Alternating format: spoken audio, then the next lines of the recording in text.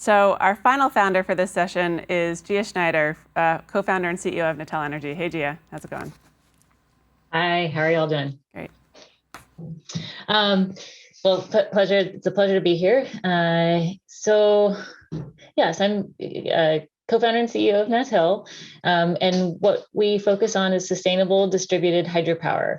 The rationale for focusing in hydro is that hydro is one of the renewable energy sources actually that has been around for a very long time, going back at this point probably about over 100 years. And it is the world's largest source of renewable energy today, but really, as we think forward, has some interesting challenges that we have to address, and particularly with respect to the footprint, the sustainable footprint that hydropower has in our rivers and watersheds. And that is the core motivation for what we do today. As just a little bit about my journey, and to get to this point today, actually starts going back to the energy crisis of the 70s. And that's in part because the underlying technology, or the idea that we could do something different with hydropower that would be safer for fish, that would be able to work within our watersheds more sustainably, actually was sparked by some work that my father did coming out of that energy crisis in the 70s. And so here's a picture of my dad's here in the middle, shown with some early work that he was doing. He was really focused on sustainability, how to be able to extract energy from moving water, but do so in a way that didn't require big dams, didn't have really negative impacts on fish, didn't have negative impacts on local populations, et cetera, didn't require flooding and all of that. And actually, coming out of that work, he was able to actually make some interesting progress. This is again some really old stuff from the some of that early pioneering work in the 70s, and tried a number of things. Ended up not really being able to make it work due to a couple various constraints at that time.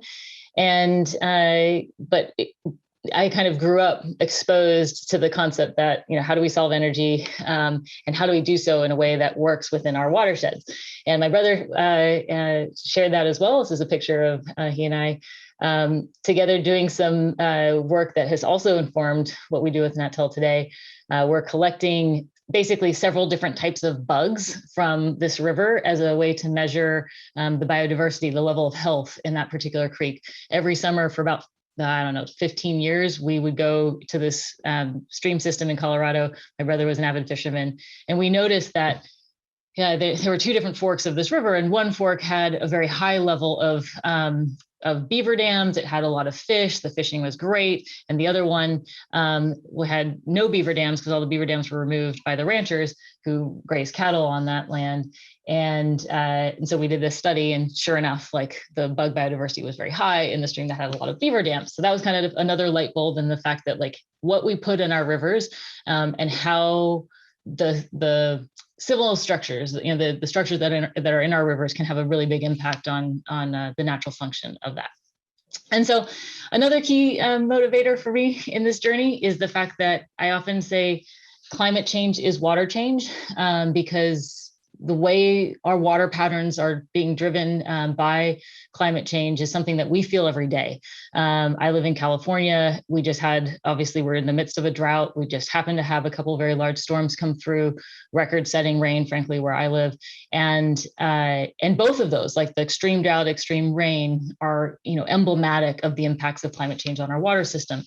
I throw this chart up here because I think it's useful context for those of us working in climate tech. I started working on climate, I would say, in the early 90s, more from an advocacy perspective at that time. And that's the chart on the left. That's the first report coming out of the first IPCC report on climate in 1990. That was we need to peak at 30 gigatons and then gradually, decline. The net zero point at that point was out past 2100, well past 2100. Unfortunately, in the 30 years or so intervening, we haven't peaked and declined. The curve has continued to charge up. And as that has charged up, that's really pulled that net zero point in. And now, of course, we're looking at 2050. We have to be net zero on emissions in order to avoid the worst impacts of climate. I think it's really important to keep in mind, we can do this, but it's going to require an enormous amount of effort. And we see this ability for hydro innovation to be a part of that renewable energy transition. And that's, again, kind of core for my focus.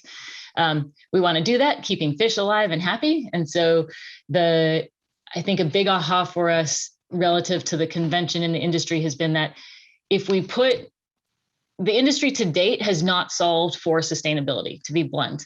And I think the big thing for my brother and I, as we've built the company, is that if we actually go ahead and say, you know what, we want to have a high performance, high efficiency turbine, but we also are going to value and prioritize fish safety, then that, if you embed that in the engineering process up front, that's very different than if you say, I'm going to optimize for power performance, and then I'm going to bolt on sustainability at the end. And so I think that's just one element that has enabled us to make progress and be successful in our journey, has been the fact that we've put fish safety as one of the upfront engineering requirements in the design process. So we got started 10 years ago, early funding support from the DOE, pretty scrappy to start. This is a picture of my brother. Literally he built the first, designed and built the first turbine, and I did all of our marketing and our policy work and our fundraising. We ended up, kind of Gen 1 looked like this, and we got it installed in an irrigation district up in Oregon. It didn't work, to be blunt. We iterated to a second generation machine design, which is what's shown here. That also did not work.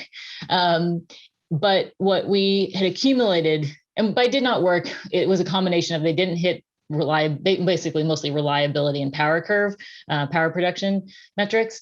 But what we did see is we learned a lot about how to make fish safe, efficient blades and blade shapes.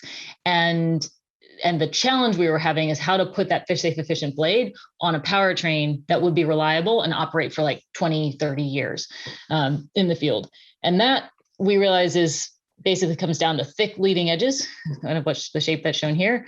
And we were able to incorporate all that into a big pivot that happened 2 years ago into an updated design. We reinstalled that updated design at that plant in Oregon, and 2 years ago now, actually, and that plant's been up and running reliably ever since. So I think where we're going is we want to incorporate this fish safe compact modular turbine into a broader integrated plant design that incorporates lessons learned from natural infrastructure approaches around river restoration, and that combined is what we say, think opens up the possibility for what we call restoration hydro. And so I'm happy to open it up for questions. I think the thing that I would say from my path here is that, so I've been at this for 10 years. It hasn't been easy. Fundraising has at times been incredibly challenging. And as I kind of referenced very quickly, we went through a major pivot in terms of the technology and product, the solution we were bringing to market in 2019. And that is not easy.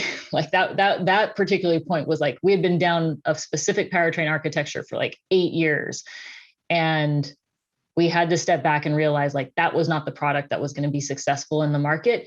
And then we also had to realize, okay, we had solved this key issue of high performance, fish safe blade shapes. We just needed to get it onto a different powertrain.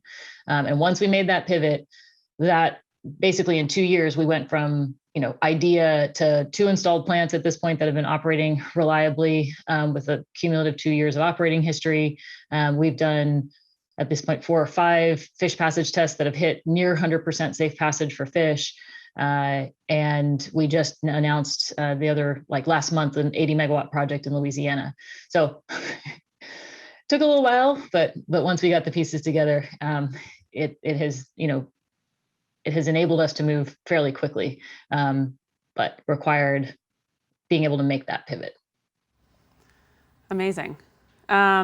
That's incredible. A pivot is definitely never easy. So how did you work through that with your investors? How did you work through that with any of your customers? How did you work through that with your team? What was that process like?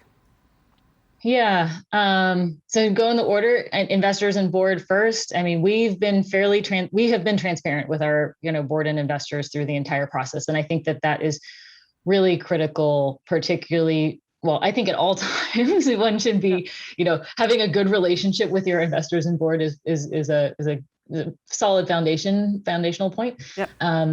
Yeah, but that it was because of that we were able to then go to the board and say, we've looked at this. We are this is the right thing to do.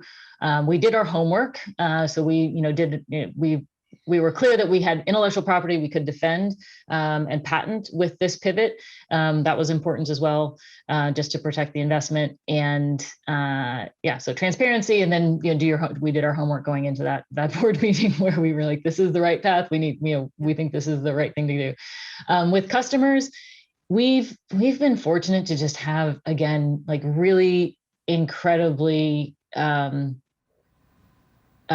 like our early adopter customers have stayed with us as we've gone through this journey. Yeah. And I mean, it's a testament to the fact that they believe that there is a future in distributed sustainable hydropower.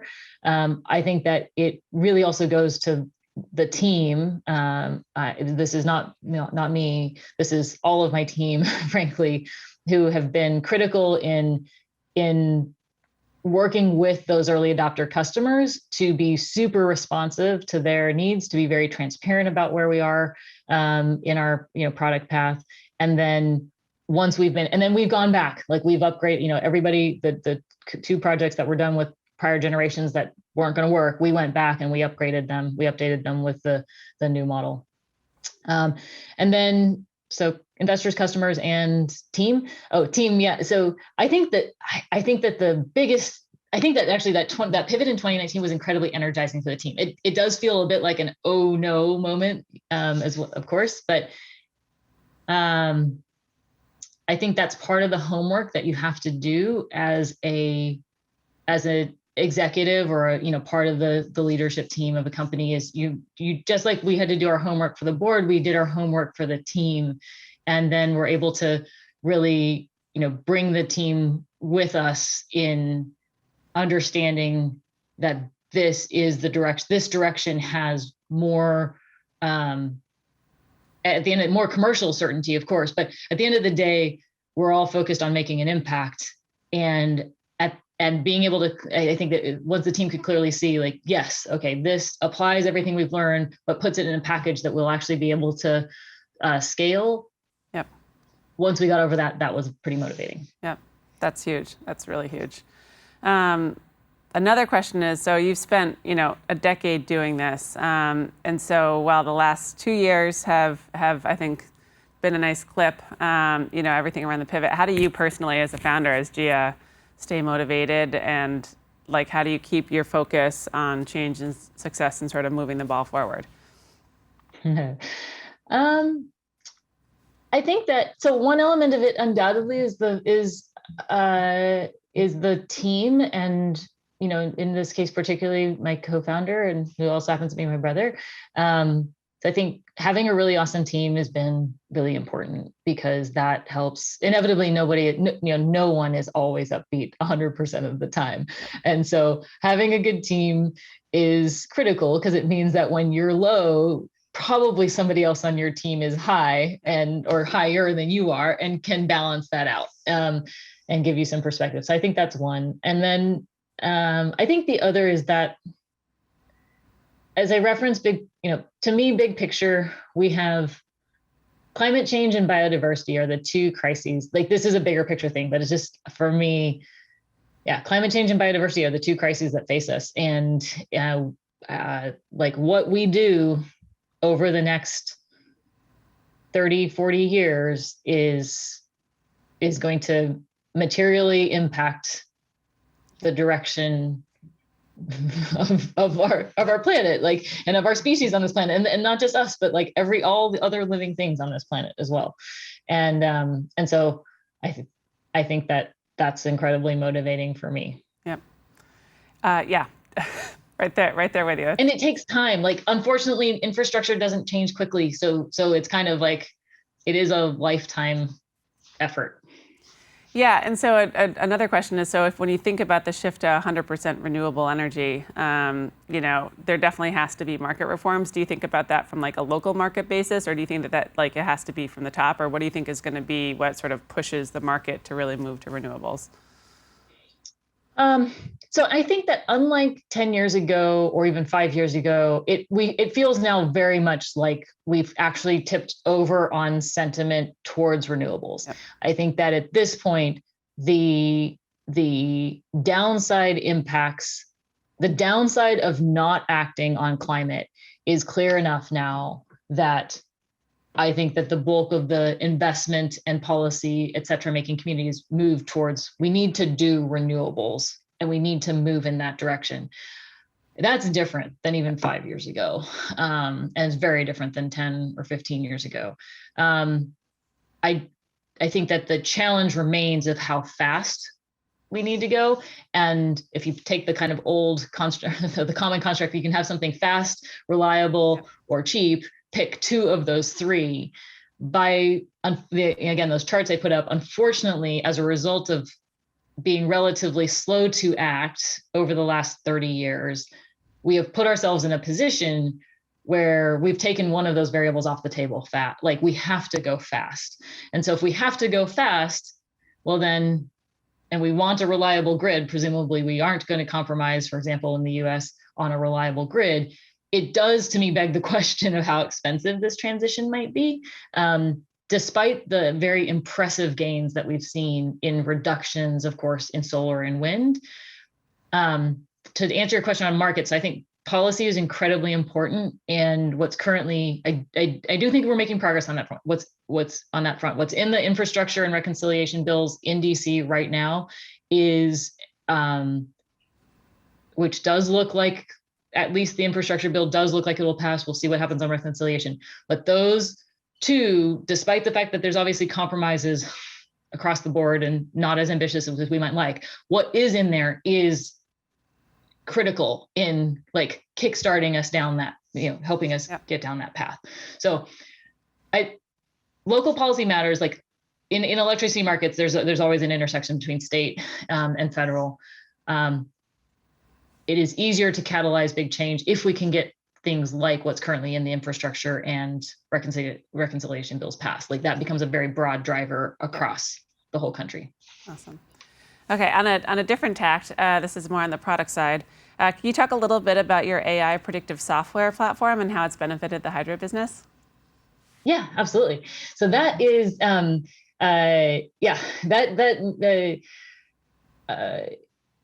line is obviously benefits that, like from a very practical perspective, adding a software component to what we're doing overall in hydro helps us because what we're doing on the infrastructure and equipment side is slower to move. It's easier. It's obviously easier to deploy software more quickly. And then that helps from a business perspective, drive revenues more quickly.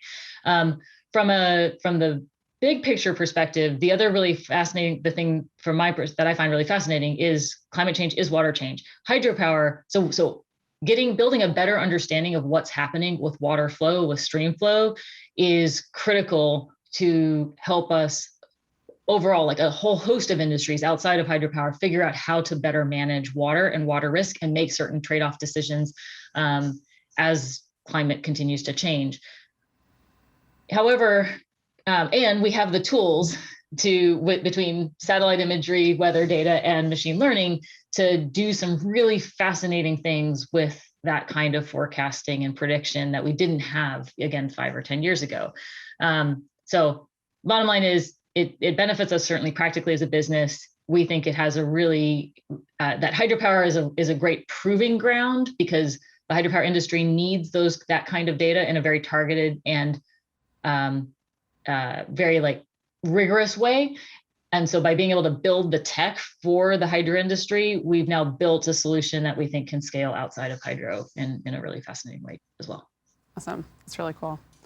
Last question. We have 1 minute left. So you have a deep background in business, finance, and the utility worlds, and then you made a jump into sort of the startup world. Can you talk a little bit about how we can encourage more people to make that jump and bring their expertise to sort of startups in this this ecosystem? What would you tell them? Well, I would say that there's the ability to affect. What was motivating for me is I wanted to get closer to the impact, like closer, and it's one thing to be in finance and finance things. It's another thing to like be at the closer to the front line of making real change happen. And I think that's I think that is an avenue that can be very appealing to folks. It's not appealing to everybody, but I think that to me, that is the hook that says, okay, yes, it's great. We need folks financing this stuff, investing in this stuff, but we really need to figure out, like, get people onto the front line to help new technologies and innovations come to market. And by making that jump, you get closer to seeing direct, real impact as a result of your work. Yeah, that's amazing. Hopefully everyone's listening and makes the jump. So thank you so much, Gia. We really appreciate your time. Have a great rest of your afternoon, and thank you for all the work you're doing. Yep. Thanks a lot. Bye.